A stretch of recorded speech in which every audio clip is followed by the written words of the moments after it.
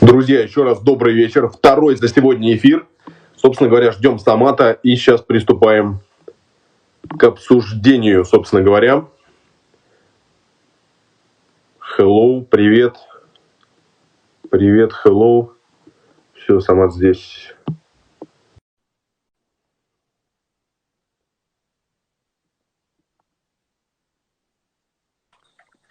Самат, приветствую, как дела? Приветствую. Все нормально, у тебя как? Да, все отлично, спасибо. Так, но я так понимаю, что ты вернулся на родину. Да, на родину вернулся. Ну, у нас сейчас пока небольшой перерыв. И вот отдыхаю, пока восстанавливаюсь после боя. Сколько не был дома? 5 лет. Офигеть. 5 лет, да, не был. Все время не было как-то. Какие-то дела постоянно бывало. На улице узнают? Да, очень много. Тебя напрягает? Нет. Или наоборот, ты чувствуешь, что ты заслужил? Ну, и, знаешь, это уже привык уже. М. Хардкор же уже давно как бы идет. Я уже привык. Поначалу не по себе было, а сейчас уже привычно. Слушай, а не по себе это как? Ну, ты стесняешься, типа, понимаешь, что, блин, как-то что-то непонятно. Да, стесняюсь много. Стесняюсь. Ну, знаешь, я никогда не чувствую себя, никогда это звездой. Никогда не ставлю себя выше кого-то и, и ниже кого-то. Поэтому поначалу неприятно, ну, это не по себе было. Сейчас привык. Ты, я так понимаю, в Тюмени, да, большую часть жизни прожил, если я ничего не путаю. Да, Мгм. да, там вырос. Родился здесь, ну, а там вырос. Уличный рекорд какой у тебя? Не знаю, в детстве много дрался, сейчас нет. Поражения были? Поражений не было. На улице точно не было. Вопросов нет.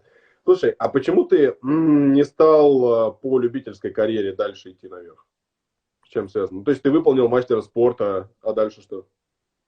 Честно скажу, не знаю почему. Я ушел в армию, пришел с армии, и мне уже сразу же хотелось профи-бокс. М. Сразу же профессионала. Я говорил каждый день тренеру, давай типа перейдем в профессионал. Но никак, как сказать, не было нормальных предложений, где можно уже было показать себя, контрактов нормальных. И вот ушел на хардкор Мгм. Ты служил в ВДВ, а где служил? в Омске. Ну, там, мне кажется, суровенько. Не знаю, спортсменов там все уважали всех. У нас было 3 спортсмена, 2 тувинца, тоже 2 мастака, один по боксу, другой по самбо. Ну, вот, нас уважали все. Лучше лишний раз не связываться, да? Да. Не, ну я когда служил, я тебе хочу сказать, что я служил в спецсвязи, правда, но мы решали вопросы, перчатки надевали боксерские, чтобы, знаешь, ни по уставу не было. А ты в каком году служил? 2011 до 2012, это прям давно. Типа. А, тогда-то время другое было, сейчас другое время. Да, ну там лихо было, ну то есть, типа, знаешь, за простые неуставные отношения можно было уехать нормально. Так что, Сейчас армия, детский сад. о, да, серьезно? Да, 18-летние пацаны приходят служить, да. Каждый этот рассказывает. Ну какую пользу ты от армии получил? Ты понимаешь уже? Ну, я думаю, что закалился, да. Думаю, закалился чуть-чуть. Не думаю, что как-то я изменился сильно. М, Нормально. А Тюмень есть у тебя в характере? Ну, север вот этот. А, да. Там холодно. Конечно, я там вырос. Если сколько я там лет, почти лет 20. А ну, ты и семья, соответственно, вы там и живете. Или ты сейчас в Москву переехал уже? Нет, сейчас мы с семьей там жили, можно сказать. Сейчас именно вот в этом году мы тут у себя дом купили, все М, уже достроили полностью, и поэтому моя семья сюда переехала. А я, м. соответственно, сейчас в Тюмени буду переезжать, так как в Тюмени уже семьи нету, я переезжаю в Москву. А что семью в Москву не перевез? А они не хотят, они уже потом соскучились. Как бы возраст все равно. Мгм. Здесь все Понимаю. родные, вся семья, как бы у них тоже. Родители, я так понимаю, не сразу узнали, что ты дерешься на голых кулаках. Нет. И еще и на Ютубе.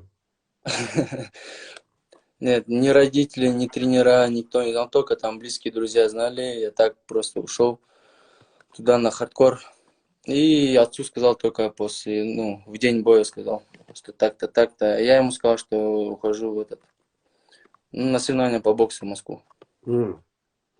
А в итоге, когда ты приехал, ну, что от отца тебя ждало? Ну, он сказал, ты что, дурак, что ли? Типа, что там делаешь? Где, типа, видео, где этот бой? Я говорю, через неделю выйдет. Он увидел, он сказал, ну, красавчик. М. То есть там не было такого, давай вали оттуда, это не в наших там... Нет, я просто ему сказал, какого, ну, рассказал всю вот эту, какого масштаба турнир, что я говорю, я смогу, туда-сюда. Ну, переубедил его. М. Сколько за первый бой получил? Не могу сказать. Не, ну на обратную дорогу хватило тебе? Хотя бы. Да, на обратно, да. И это не к тому, что я прям давай цифры, я примерно понимаю порядок цифр какой-то. Ну, да, ты у За многих первые бои. по-любому понимаешь, да? За первые бои точно. Сейчас сильно выросло то, что ты зарабатываешь? Ну, мы же сейчас в Гран-при находимся. Да. В Гран-при у нас, да, один контракт. То есть у тебя, ну, с боями типа не меняется там то, что ты получаешь? Ну, можно сказать, да. Только на финише, если выиграешь. А у нас уже, финиш уже близок. На днях буквально, да. Если Не, так можно. еще есть время до финиша. Ну да, но это 22-й год, я так понимаю, поэтому Да. у вас еще есть время подготовиться к нему. Профибокс, получаешь ли ты оттуда предложение сейчас? И какое самое, наверное, интересное было, вот от которого тебе было сложно отказаться? Ты же сейчас навряд ли, ну, готов подраться, потому что ты готовишься там к гран-при и все такое. Да, в профибокс получал. Даже есть знакомый, звал в Америку, там тренироваться. Туда документы просил, чтобы визу сделать. Я ему, конечно, отправил. Ну вот. Ну сейчас у меня самое главное, это вот выиграть гран-при в первую очередь. И потом уже мы будем думать. Пока у меня контракт есть, пока у меня контракт не исчерпан, будем биться. Тем А более ты вот контракт. смотри, вот ты выиграешь условно гран-при или финал гран-при пройдет, и ты планируешь уйти из кулаков. Нет, посмотрим. Если заинтересует, то я не уйду. Если заинтересует какие-нибудь громкие бои, ну сам понимаешь, да, там с громкими именами, то, конечно, я подерусь. А громкий это кто для тебя условно? Ну, Не чтобы знаю. понимать. Если, говорю, финансово заинтересует, М, В этом смысле. да, Слушай, а чтобы тебя сейчас, ну ты уже такой парень опытный, чтобы финансово заинтересовать тебя там уже, ну, к миллиону должно дело идти, да? Ну, плюс-минус. да. Мгм. Понимаю, понимаю. С точки зрения кулачки, что ты вообще думаешь? Ты уже более-менее опытный парень в этих делах. И насколько это опасно? Ну, то есть, знаешь, как говорят люди, что это не спорт. Ну, есть такие люди, да, кто говорит, это не спорт, это опасно для здоровья, это кисти, это лицо и все такое. Честно скажу, вот это, конечно, опасный спорт, но я как бы за себя не боюсь. Ну, я не боюсь пропустить удар. Я пропускал, ничего не происходило. В боксе тоже много пропускаешь. Но самое главное, что это мне вот всегда, мне больно всегда, это когда я руками бью и мне самому попадают руки. Боюсь получить травму рук. Ну, кисти. Да, кисти, казанки, вот это вот. А так пропустить удары не боюсь. Мгм. Как у тебя кисти-то себя чувствуют, кстати, вот после тех боев, которые ты провел? Восстанавливаться все хорошо. Не, сейчас уже все восстановились, все полностью. Ну, чуть-чуть 2 недели после боев нужно им дать время на восстановление. Как Ну, минимум. там, мне кажется, вообще все болит. Ну, типа, ты схватываешь не перчатками даже, а просто голыми кулаками. Мне кажется, весь организм просто в шоке. Ну, Не знаю, у меня такого не бывает. м. Только Нет, ты руки. столько и не пропускаешь. Давай с этого как бы начнем, что у тебя, ну, и пропущенных-то не так много. Ну да, бывает. Так, если. Слушай, ты, ну, я посмотрел несколько твоих интервью, в каких-то ты, ну, у тебя сходятся две таких вещи, знаешь, ты говоришь с одной стороны, что ты не хотел бы показаться высокомерным, а с другой стороны ты говоришь, да где этот Флойд, где там Да этот нет, кто-то, мы и их распишем, типа, ну, нет, ну смотри, я говорю же еще раз, я никого не ставлю выше себя и себя никогда не ставлю выше кого-то. Просто я не хотел бы, чтобы меня называли Флойдом, да. Вот, м, допустим, тебя бы, прикинь бы, называли бы там не Игорь, а как-нибудь по-другому, да. Ну, все равно же хочется же как бы, чтобы твое имя знали. Ты же, любой же человек хочет, чтобы его по имени называли, его как бы, чтобы он свое имя поднимал. Флойд есть Флойд, Самат есть Самат, понимаешь? Это никак не ну, высоко. что надо, чтобы сам от Флойда обогнал, как ты думаешь? Не знаю, с ним подраться надо, думаю. Он уже не на том, как это сейчас тебе напишут, не на том уровне. Флойд, блин, уже в потусторонней вселенной. А так, ну, ты прав. Ну, на самом деле, я тоже тебе могу сказать, что я достаточно долго работал над тем, чтобы имя было запоминающимся. Ну, чтобы люди уже фиксировали, да. То есть, если где-то мое имя есть, то этому можно верить. Да, конечно, Поэтому, ну мы да, с это важно. Пашем, да, и чтобы знали нас по своему имени, а не по чужому. Это правда. Слушай, а где ты тренируешься? Ну, вот если ты в Москве, условно. Есть у тебя какой-то стабильный зал?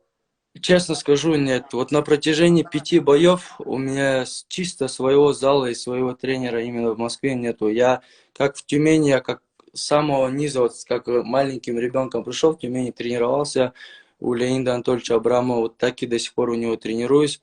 А в Москве, когда я бываю, я по разным залам езжу, нету такого отдельного зала.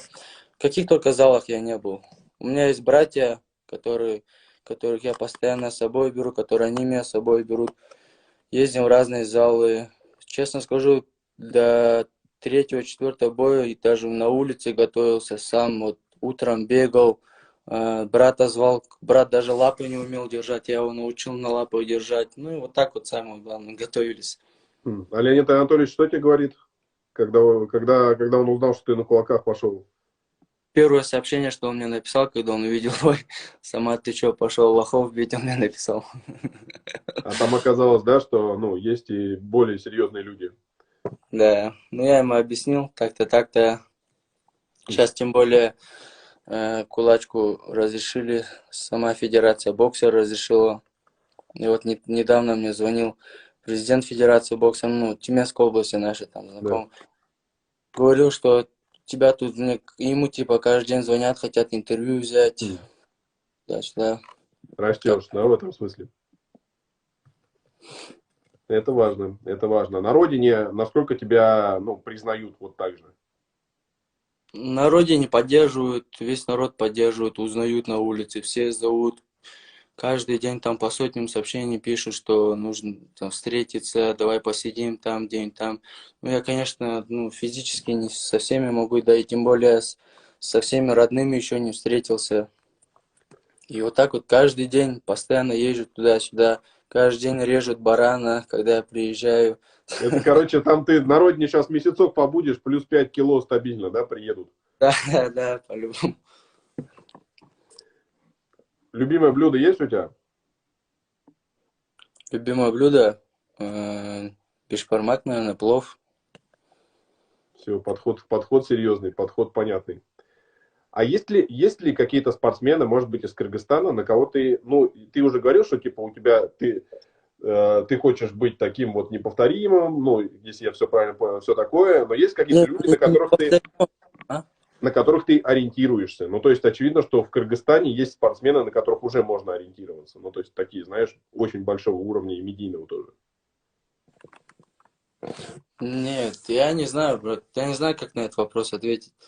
На кого-то равняться? Нет, у меня нет такого. У меня, вообще по жизни нет такого, чтобы на кого-то равняться, понимаешь? Мгм. Так, а если технику у кого ты брал, ну, то есть боксером будучи? Техника мне нравилась, не техника, мне нравилось, как дрался там Пакьяо, Мэнни Пакьяо. Ну, а так технику ни у кого не брал. Знаешь, вот человек, у каждого боксера всегда своя техника. Мгм. Если, допустим, я скажу, я хочу быть как, например, как Мухаммед Али, как Майк Тайсон, да, и буду постоянно учиться, как у них, у меня не получится. Мухаммед Али это Мухаммед Али. У каждого человека своя техника, свой дар. Так что, Мгм. как у тебя получается, нужно так и драться. Но бокс смотришь. Бокс смотрю, да. Ну, то есть, знаешь, какой-нибудь бой, и ты там ловишь, о, ну это интересный там финт, или интересный удар, или интересная комбинация, ну такие штуки. Ну да, у Ломаченко нравится, какой он техничный боец. Да, видишь, к сожалению, с Лопесом не заскочила ситуация. Это спорт бывает. 100%, 100%. Но ты наверняка видишь себя в профи-боксе, да, дальше? То есть, вряд ли ты зацикливаешься на кулачке. Да, посмотрим, поживем, увидим. Я говорю, если будет хорошее предложение, я и там подерусь. И Ну, там, и там. теперь, кстати, мастером спорта можно же по кулачке стать, поэтому. Серьезно? Ну, конечно, но когда был тот день, когда я узнал, что их зарегистрировали, а это было еще, ну, заранее, до того момента, когда была пресс-конференция, и да, они будут проводить турниры, и если ты будешь чемпионом России, то у тебя есть возможность получить спортивное звание. А если ты Россию выиграешь, то куда, на чемпионат мира поедешь? Слушай, ну с чемпионатами мира пока тяжеловато, потому что кроме нас и американцев вряд ли кто-то что-то проводит. Вот. Но технически, наверное, когда-то да. Но пока на России они зациклятся, и то пока не очень понятно, в каком формате. То есть, условно, если топ-дог российская организация и хардкор российская, то, по идее, надо чемпионов сводить. Ну, вот так, если. А ты, кстати, за топ-догом следишь? Ну, бои смотришь? Нет, серьезно, вот вообще не слежу. Раньше как-то смотрел, и то громкие такие бои. Сейчас нет. Мгм. Слушай, ну кулачка, как ты думаешь, она сама по себе растет вообще? Ну, то есть, если раньше это считали вообще подвалом, ну, какие-то нелегальные бои. Да, растет. Ну, смотри, год назад, да, кулачку никто не знал, только сейчас вот уже все смотрят. Так же, как год назад, допустим, когда я пришел, с отцом как-то смотрели, и мне тоже не нравилось, особенно вот эти вот, когда постоянно вот эти вот трэш-токи, маты. Тоже смотрел, я говорил, что за клоунада, типа. И вот спустя там полгода я сам там ошибся. А Ну, тебе просто, тяжеловато на этих конференциях? Ну, когда ты видишь, что многие используют жесткий трэш-ток, там вот этот мат, ситуацию, когда легче прыгнуть там на соперника и все такое. не тяжело, я просто сижу, не обращаю на что внимания. Задают вопросы, отвечаю. Да все как обычно. Мгм.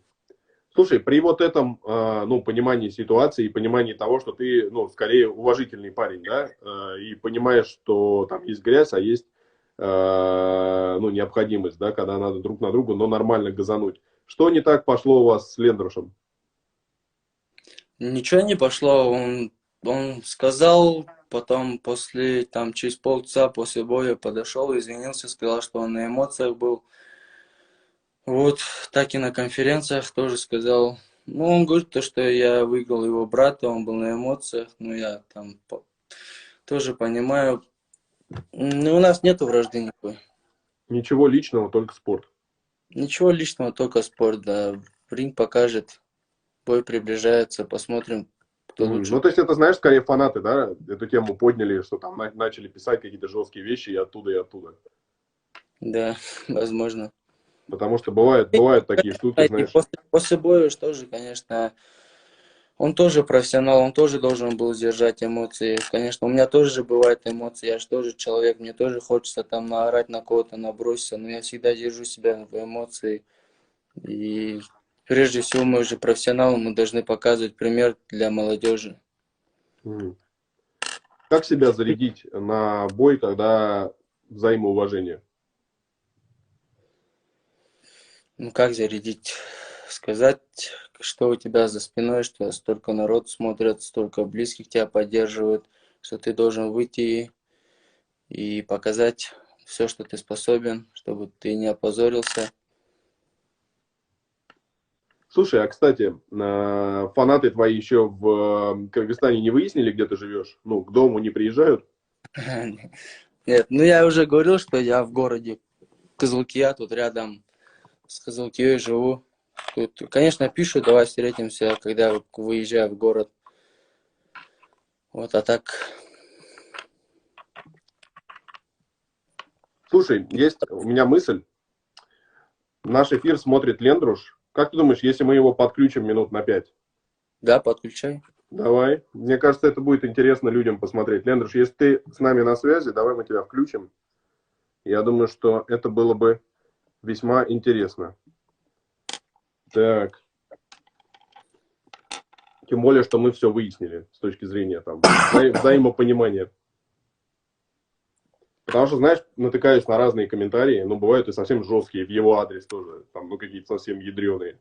Ну, скажу честно, мой адрес вот, вообще не бывает какого-то такого плохого сообщения. Вот 1 на 1000 там сообщений кто-то, может, напишет, и то через фейковый аккаунт. Но я Ну, не то есть думаю, что... хейтеров ты мало встречаешь, да? Да. Лендрош. Приветствую, приветствую. Привет, Самат. Привет. Игорь, привет. Блин, улыбающиеся соперники, что может быть лучше? Ну, отвечаю. Улыбающиеся соперники, но в ринге самые жесткие. Слушай, так обычно и бывает, я тебе хочу сказать. То есть, так обычно и бывает. Знаете, я бы что хотел у вас спросить. Как вы думаете, как сложится ваш бой? Самат, как ты думаешь? Ну как, я думаю, он... Я никак не думаю, честно. Ринг покажет. И ну, я думаю, он пройдет всю дистанцию. Так, Лендруш. Ну, знаешь, как мы покажем бокс.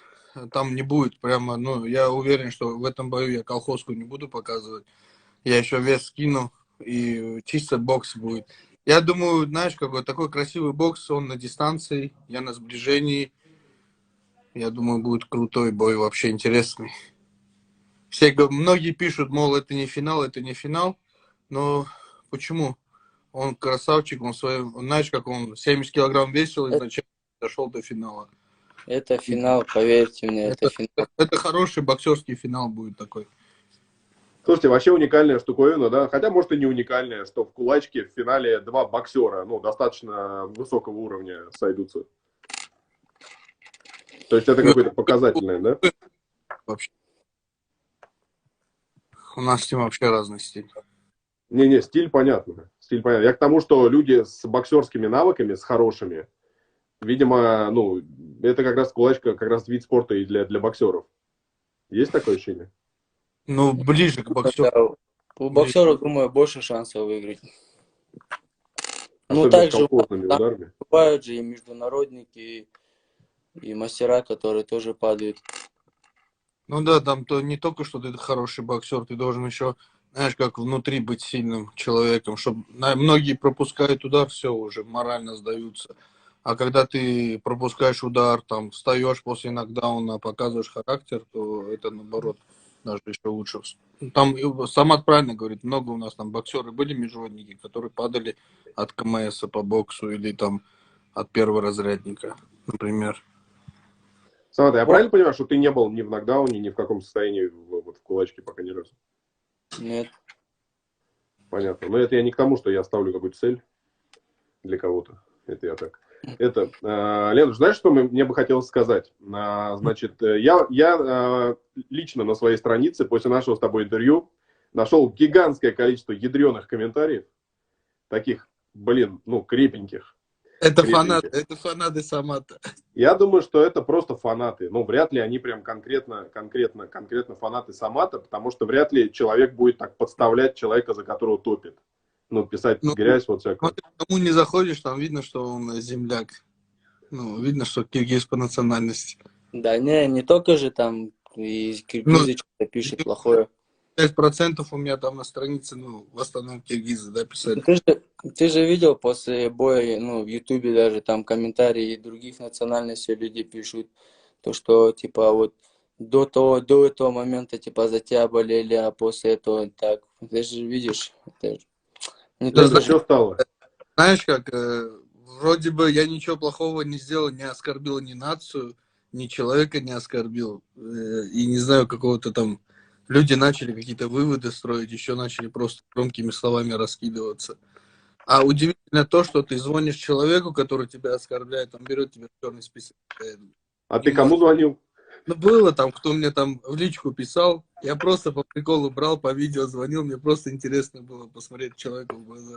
Блин, что ты за жесткий тип, отвечай. Видимо, они привыкли к тому, что ты плюшевый медвежонок, знаешь, и ты, когда начал чуть газовать, все-таки, ху-ху, мы за него Ну, топили, ну. чтобы какой-то интерес к бою был, чтоб, знаешь, как просмотры же тоже от этого больше будут.